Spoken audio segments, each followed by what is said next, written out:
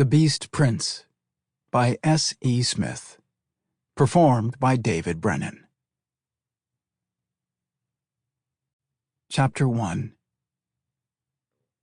Lisa laughed as she ran through the meadow. It was almost midnight, but that didn't stop the fun that had started over an hour before. If anything, it made the game of Manhunt even more fun.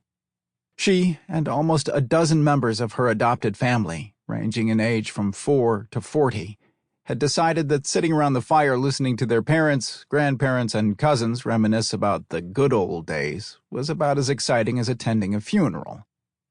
Lisa grimaced. That probably wasn't the best analogy to use, considering that was the reason everyone was there, for her great-grandmother's funeral. Breathless, she slid down behind a large bale of hay and tried to catch her breath. Laying her hand on her stomach, she leaned back against the coarse straw and listened. The funeral today had been drawn out with almost 100 family and friends attending. What had surprised Lisa was that her grandparents had insisted on having a huge fire that evening at the old cottage that her great-grandmother had owned outside the city of Bath, England. She stared up at the glittering stars. From the few times that she had been to England, it was a rare occurrence to be able to see them. With a sigh, she grinned and made a wish on a falling star as it flashed across the sky. Closing her eyes, she thought of her wish: to find a place where she felt like she belonged. She opened her eyes and shook her head. At 20, she knew she still had plenty of time to discover that. But still. "Oh, crap," she whispered, when she heard the sound of footsteps, followed by a loud yell and a squeal. One of her cousins had found another member of her team. Afraid that she would get caught, Lisa held the tiny purse she always carried against her hip and scooted around the side of the haystack before she took off running. She ran down the path, veering to the left when she saw someone with a light up ahead. A short distance later, the path became more overgrown. Slowing to a walk, she glanced back over her shoulder before she shrugged. She was tired and could use the break.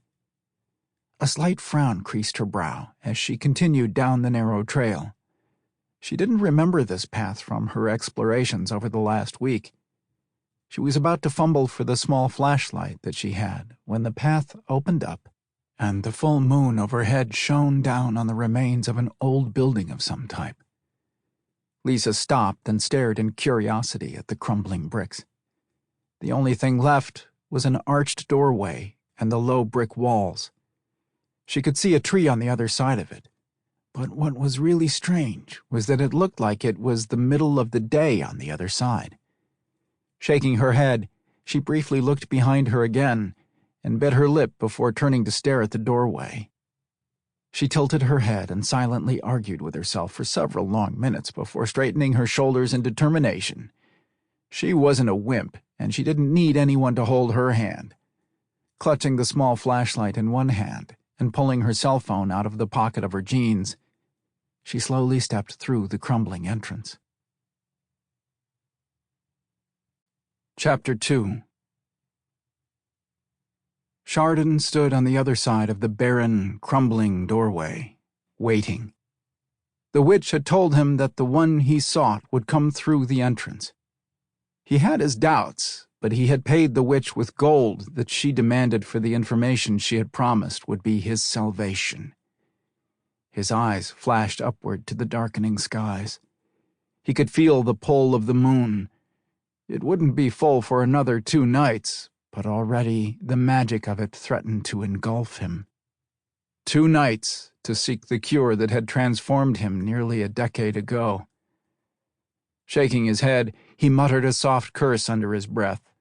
He would have been smarter to have kept the gold for all the good that had come from his meeting with the snarly old woman, he thought, as he folded his arms across his chest and stared up at the growing clouds.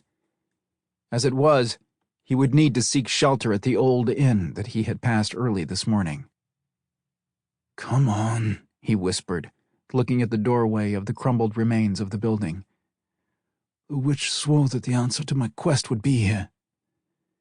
He straightened when he saw the faint movement in the shadows of the doorway. Sample complete. Ready to continue?